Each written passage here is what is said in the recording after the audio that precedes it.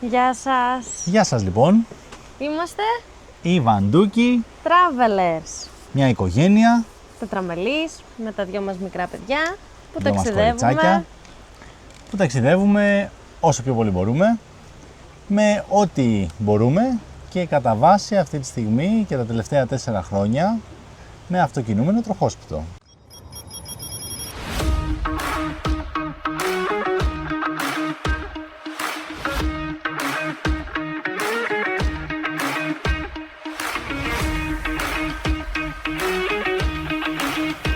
Η ιστορία ξεκινάει πολλά χρόνια πριν. Η ιστορία ξεκίνησε από την ημέρα της γνωριμίας μας, όπου σε κάποια στιγμή αγανάκτησης λέει ένας τον άλλον να πάρω ένα τροχόσπιτο να σηκωθώ να φύγω. Και απαντάει κι άλλος, ναι, κι εγώ θέλω. Κάπως έτσι ξεκίνησε κιόλας και η σχέση, γιατί καταλάβαμε ότι υπάρχουν ένα από τα βασικά κοινά μας ήταν η θέληση για ταξίδια και η όρεξη για ζωή. Αγαπηθήκαμε, ερωτευτήκαμε, παντρευτήκαμε, κάναμε και τα δυο μας παιδιά και αυτή είναι η όρεξη και η αγάπη δεν έχει χαθεί. Πριν κάνουμε τα παιδιά, ταξιδεύαμε. Δεν ξεκινάει η ιστορία δηλαδή με τον ερχομό των παιδιών. Από το πρώτο μας κιόλας καλοκαίρι ως ζευγάρι πήραμε το Hyundai Atos που έχουμε του 2004. Hyundai Atos Prime, παρακαλώ. Έχει air condition. Τέρας. Και κάναμε το πρώτο μας μεγάλο ταξίδι. Κάναμε όλο το νότιο κομμάτι της Πελοποννήσου. Peloponnesian Tour, όπου κάναμε κατασκήνωση με σκηνή, φουλαρισμένο το Atos, με πράγματα, ψυγιάκι με πάγο που βάζαμε στο δρόμο, τα ουζάκια μας. Τα ουζάκια μας, αυτό σκέφτηκα κι εγώ. Ναι, και γυρίσαμε, φτάσαμε μέχρι την Ελαφώνησο, γενικά κάναμε full ελεύθερο κάμπινγκ.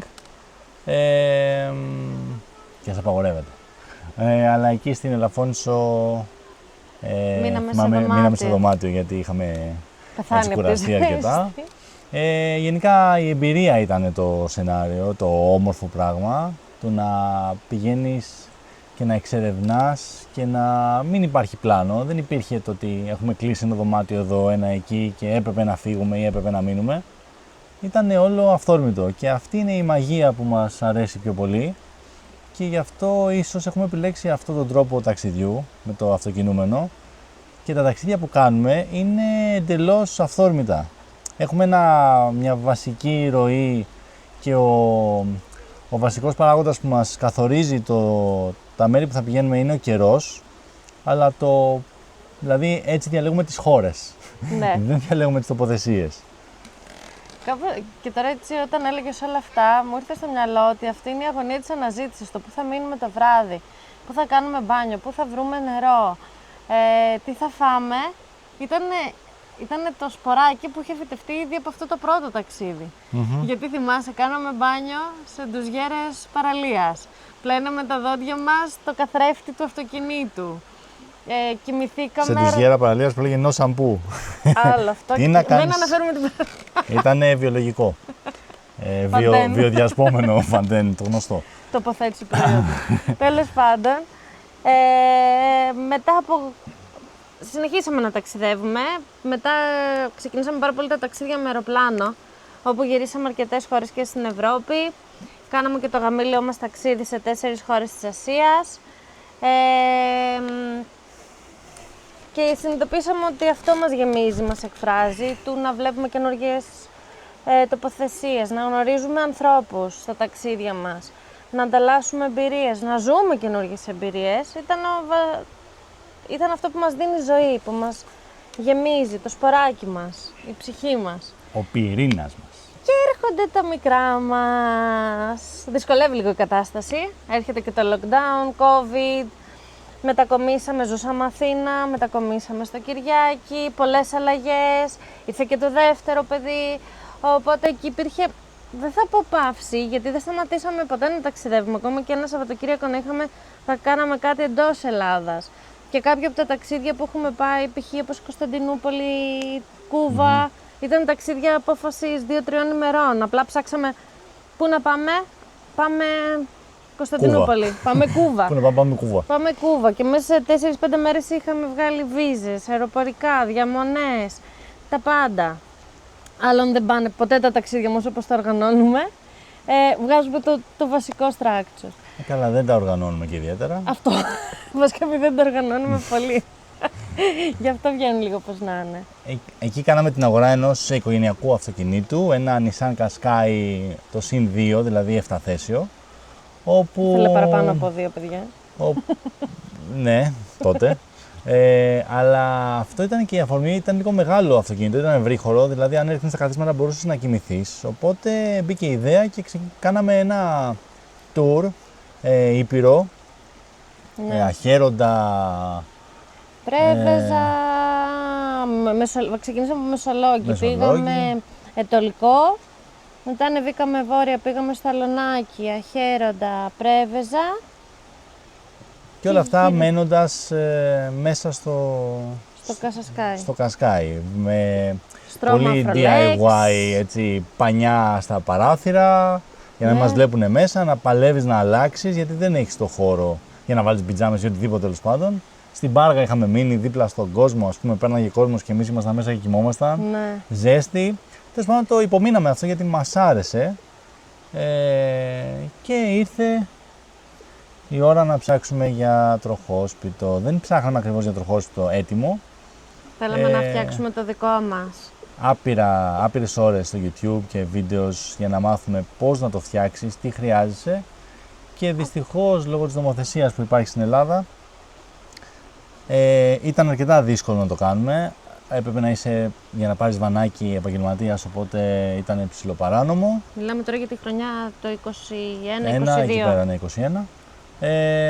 Τώρα έχουν βγει κάποιες λύσεις για να το κάνεις μόνος σου, και ένα άλλο κανάλι, η Esperanza Van Life, έχουν κάνει ένα αντίστοιχο βίντεο και έχουν φτιάξει τα παιδιά το δικό τους αυτοκινούμενο.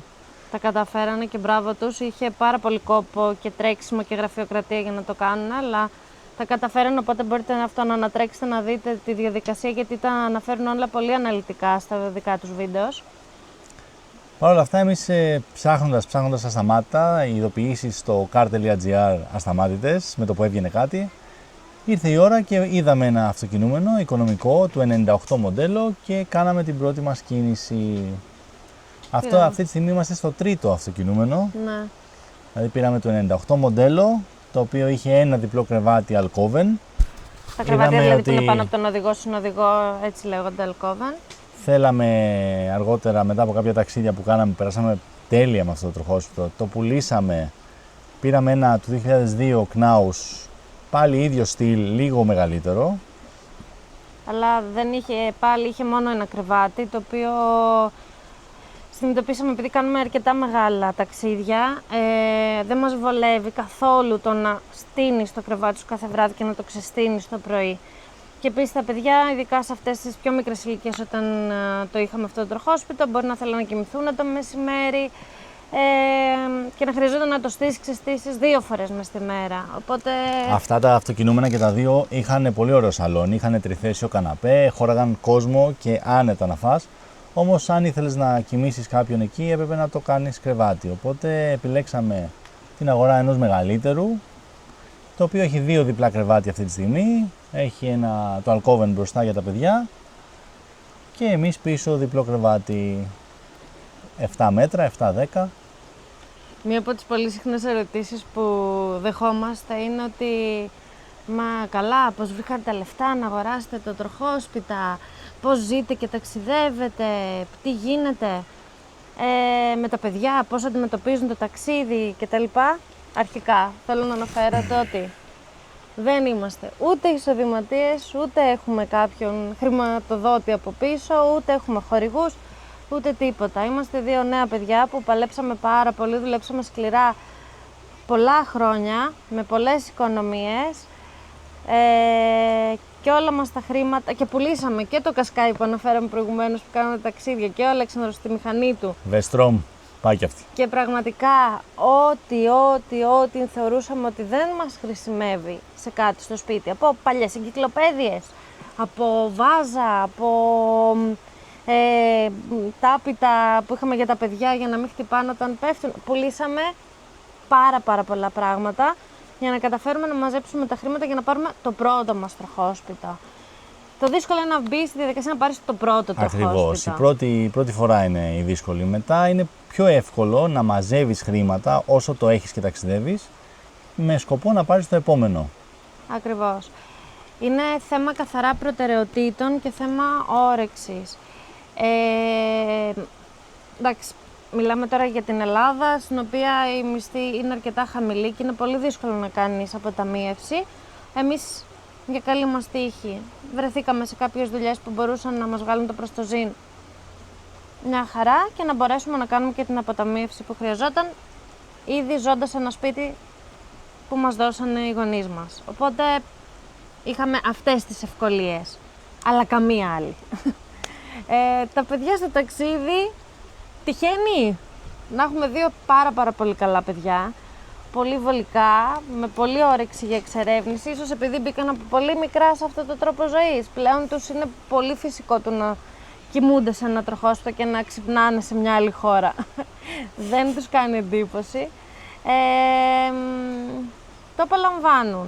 Δηλαδή σήμερα είμαστε εδώ σε ένα κάμπινγκ τώρα στη Ρουμανία, το οποίο έχει το ποτάμι ακριβώς αυτό εδώ πίσω μας. Πίσω από την κάμερα είναι το τροχόσπιτο ακριβώς. Τα κορίτσια ξυπνήσαν το πρωί, με τα ρούχα τους βγήκαν, ξεκίνησαν να παίζουν στο ποτάμι, ξεκίνησαν να βγάζουν τα ρούχα τους, βάλουν τα μαγιό τους, συνεχίσαν να παίζουν στο ποτάμι. Παίξανε σχεδόν όλη μέρα με λάσπες, με χώματα, φτιάχνανε μπάλες κτλ. Πήγανε, παίξαν στην παιδική χαρά, φάγαμε, ξαπλώσανε και τώρα ξανά κάνουν το ίδιο πράγμα. Ξαναπαίζουν με λάσπες. Οι καλύτερες αναμνήσεις νομίζω που θα έχουν τα παιδιά, ό,τι θυμούνται, εικόνες, θα είναι αυτές οι στιγμές που ζούμε στα ταξίδια. Τι καλύτερο από ένα παιδί να είναι συνέχεια με τους γονείς του στο ταξίδι και να μοιράζεται όμορφες στιγμές. Αυτά που κάνουμε στο ταξίδι. Και εμείς παράλληλα να είμαστε ενθουσιασμένοι εξερευνώντας με το ταξίδι μας. Δεν είναι εύκολο όλο αυτό. Έχει πολλές αποφάσεις που πρέπει να πάρεις μες στη μέρα. Δεν είναι ο χαλαρός τρόπος ζωής, ζω σε ένα σπίτι, έχω τις παροχές μου και έχω την ασφάλειά μου. Είσαι στο δρόμο. Αλλά όπως είπα και πιο πριν, είναι καθαρά θέμα προτεραιοτήτων και το πώς επιλέγεις να ζεις. Εμείς προσπαθούμε όσο το δυνατόν περισσότερο, όσο πιο συχνά μπορούμε, να παίρνουμε το τροχόσπιτο και να φεύγουμε. Όταν πήραμε το πρώτο μας τροχόσπιτο, στο πρώτο ταξίδι που ξεκινήσαμε να κάνουμε, ζούμε στο Κυριάκι Βιωτίας και ξεκινήσαμε να κατεβαίνουμε από το χωριό γιατί είναι ορεινό και στα πρώτα χιλιόμετρα το παιδί ήταν πολύ μωρό και άρχισε να κλαίει και να ορίεται μέσα στο τροχόσπιτο και εγώ φρικαρισμένος να οδηγάω και να λέω «Θεέ μου, κάναμε τεράστια χαζομάρα που σπαταλήσαμε όλα μας τα λεφτά, που πουλήσαμε όλα μας τα πράγματα για να κάνουμε αυτή την αγορά». Ευτυχώς δεν το μετανιώσαμε ποτέ, εξελίχθηκε σε αυτό που είμαστε τώρα, σε αυτά που έχουμε κάνει τώρα και ήταν η καλύτερη επένδυση που έχουμε κάνει ποτέ, το να αξιοποιήσεις τα χρήματά σου όχι για το αυτοκινούμενο τροχόσπιτο, στο να δημιουργήσεις εμπειρίες. Και αναμνήσεις με τα παιδιά. Το τροχόσπιτο είναι το μέσο. Θα μπορούσε κάποιος να ταξιδεύει με αεροπλάνο και να πηγαίνει παντού. Το θέμα είναι να ταξιδεύεις. Εμείς αυτό που έχουμε να δείξουμε και να οθήσουμε ας πούμε, τον κόσμο ή να τον βοηθήσουμε είναι να ταξιδεύει πώς να ταξιδέψει με αυτοκινούμενο τροχόσπιτο σαν οικογένεια, με παιδιά. Κάτι που δεν το κάνουν ή τέλος πάντων δεν υπάρχουν πολλές νέες οικογένειες που να το κάνουν. Και ναι, όχι, δεν είμαστε εισοδηματίες για να έχουμε αυτό το τροχόσπιτο. Έχουμε παλέψει και προσπαθήσει πάρα πολύ. Εμείς θα προσπαθήσουμε μέσα από τα βίντεο μας να σας δείξουμε κάποια πράγματα, να σας δείξουμε πώς είναι να ζεις μέσα σε τροχόσπιτο, να σας δείξουμε τοποθεσίες και δραστηριότητες που έχουμε κάνει με τα παιδιά, να σας δείξουμε ωραία μέρη, ασφαλή, που μπορείτε να ταξιδέψετε με τα παιδιά και ας ελπίσουμε έστω και ένας από όλους εσάς που θα δείτε το βίντεο να βρει μία έστω χρήσιμη πληροφορία. Αυτός είναι άλλωστε και ο λόγος που το κάνουμε. Αντίστοιχα και εμείς πριν το κάνουμε, πριν την αγορά του πρώτου τροχόσπιτου, είχαμε δει άπειρα βιντεάκια, είχαμε ακούσει άπειρα podcast και είχαμε πάρει τεράστια έμπνευση από όλα αυτά. Οπότε ευελπιστούμε να είμαστε κι εμείς μια έμπνευση για εσάς, πιο πολύ για το ελληνικό κοινό, γιατί είμαστε λίγο πίσω στην Ελλάδα σε αυτό το τομέα, έως πάρα πολύ πίσω, από υποδομές, από τα πάντα, οπότε είναι μακάρι δύσκολο να το επιλέξουν κάποιοι. Όσον αφορά τις υποδομές που ανέφερε και ο Αλέξανδρος, είναι πολύ δύσκολο στην Ελλάδα του να βρεις μέρη του να παρκάρεις πλέον. Του να αδειάσεις τα νερά σου. Το να γεμίσεις, ξέρουμε όλοι πολύ εύκολα, μπορείς σε κάποιο βενζινάδικο να πας και να γεμίσεις τα νερά σου. Πού θα τα αδειάσεις? Και επειδή το τροχόσπιτο δεν έχει δύο δεξαμενές νερών, η μία είναι από αυτή που κάνεις τον ντους σου και πλένεις τα πιάτα σου, και υπάρχει και η άλλη που είναι η τουαλέτα, που εμείς συγκεκριμένα έχουμε χημική. Υπάρχουν διαφορετικοί τύποι τουαλέτων, εμείς τυχαίνει να έχουμε τη χημική. Η χημική, όπως καταλαβαίνετε, βάζουμε κάποιο χημικό υγρό μέσα. Αυτό δεν μπορείς να το αφήσεις σε μια σχάρα υδροροής για όμβρια. Ναι. Πρέπει να το ρίξεις σε χώρο στον οποίο θα συλλεχθούν αυτά τα υγρά. Οπότε δυσκολευόμαστε αρκετά σε αυτό το κομμάτι. Η αποχέτευση βόθρο, αλλά δεν είναι κάτι απλό, ούτε να ζητάς τον καθένα να πας στην τουαλέτα, σε κάποια τουαλέτα για να το κάνεις. Ναι. Δεν είναι ό,τι πιο εύκολο. Ευτυχώς υπάρχουν κάποιο ηλιακτίδες σε όλο αυτό, όπως το Καρπερό, που ήταν και η πρώτη μας στάση σε αυτό το ταξίδι, πριν 15 μέρες, γιατί κάπου τόσες μέρες ταξιδεύουμε. Παραπάνω. Και λίγες παραπάνω. Ήταν η πρώτη μας στάση από το Κυριάκι, στο Καρπερό, όπου εκεί έχουν φτιάξει με ιδιωτική πρωτοβουλία έναν υπέροχο χώρο, ένα πάρκο, το έχουν αξιοποιήσει και σου έχουν όλες τις δυνατότητες για να κάνεις αυτά που χρειάζονται. Καλώς τον επισκέπτη. Γεια σου, επισκέπτρια. Μιλάμε εδώ σε ένα βίντεο. Θα μας δώσεις λίγο χρόνο? Δεν θέλω κάτι να κάνω μαζί σας. Ούτε 10 λεπτά. 18 για την ακρίβεια. Θα κάνουμε μετά. Πήγαινε παίξε λίγο και θα κάνουμε μετά. Λοιπόν, όπως καταλαβαίνετε, η ανάγκη για παιχνίδι είναι μεγαλύτερη από το να συνεχίσουμε το βίντεο. Θα κάνουμε ένα μαγικό να εξαφανίσουμε αυτό που ήρθε ανάμεσά μας. Μαγικό αυτό. Και μετά το μαγικό, αυτό το υπέροχο μαγικό που έκανε ο Αλέξανδρας. Είμαστε και πάλι εδώ. Θα θέλαμε να σας ευχαριστήσουμε που παρακολουθήσετε το βίντεο μας. Θα προσπαθήσουμε να ανεβάζουμε αρκετά συχνά βίντεο, να σας δώσουμε και κάποιες πληροφορίες και για τους προορισμούς που πάμε, τι μπορείτε να κάνετε με τα παιδιά. Θα φτιάξουμε βίντεο και για το πώς λειτουργεί ένα τροχόσπιτο, ποιοι είναι οι χώροι του, τι πρέπει να προσέχεις. Θα κάνουμε βίντεο σίγουρα και για το τα καλά και τα κακά του ταξιδεύου με τροχόσπιτο. Ναι, με αυτοκινούμενο τροχόσπιτο τουλάχιστον. Ναι. Θα σας δείχνουμε μέρη που βρίσκουμε στα ταξίδια μας, είτε είναι δωρεάν μέσω της εφαρμογής Park for Night, είτε είναι κάποια κάμπινγκ όπως αυτό που αξίζουν πραγματικά να πληρώσετε. Όπως και εδώ δεν είναι οικονομικό, είναι γύρω στα 23 ευρώ τη μέρα. Να. Για όλα, έτσι, με ρεύμα, με τα πάντα. Για τα επίπεδα της Ρουμανίας είναι από τα ακριβά κάμπινγκ. Ναι. Παρ' όλα αυτά είναι φανταστικό, έχεις την ελευθερία να ψήσεις, να κάνεις, αλλά έχουμε υπάρξει και σε ένα άλλο μέρος όπου ήταν για αυτοκινούμενα τροχόσπιτα, πάλι δίπλα σε ποτάμι, πάλι με κιόσκια για να ψήσεις, όπου ήταν δωρεάν από το Δήμο. Με νερό, με τα πάντα. Με ρεύμα και δίπλα εκεί που παρκάρεις. Δεν ήταν δηλαδή μία βρύση κάπου και εκεί κάντα όλα. Ανά δύο θέσεις είχε δικό του στήλο με παροχή νερού και ρεύματος. Γι' αυτό και γέμιζε έτσι κάθε μέρα, ερχόντουσαν 10, φεύγανε, αλλάζανε, 10-15. Γενικά έχουμε πολλά πράγματα να σας δείξουμε, ακολουθήστε το κανάλι μας.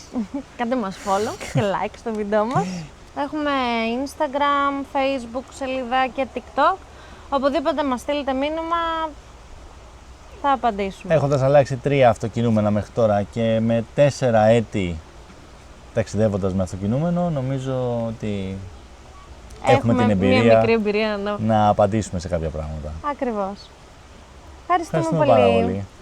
Bye! Bye!